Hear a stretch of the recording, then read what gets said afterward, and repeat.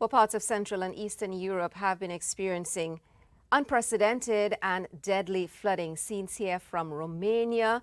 We've seen flooding in Germany, in the Czech Republic and Poland. Tens of thousands have been evacuated and over a dozen people have been killed. Now, when we get into extreme rainfall and weather events such as what we are seeing unfolding in Europe, a lot of the times it's a stagnating atmospheric pattern in addition to other factors coming into play.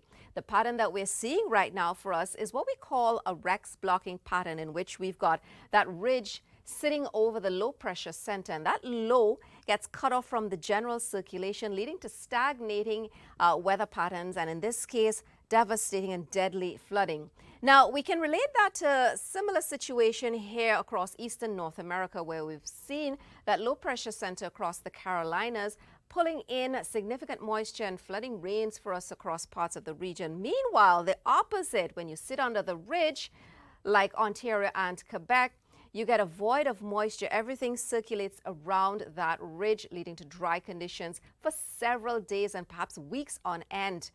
Now, getting back to the Europe flooding, a couple of other factors have also been at play. We had Storm Boris that rolled through. We have the temperature contrast between the cold and the warm, and a lot of moisture that was sucked in from the Mediterranean Sea.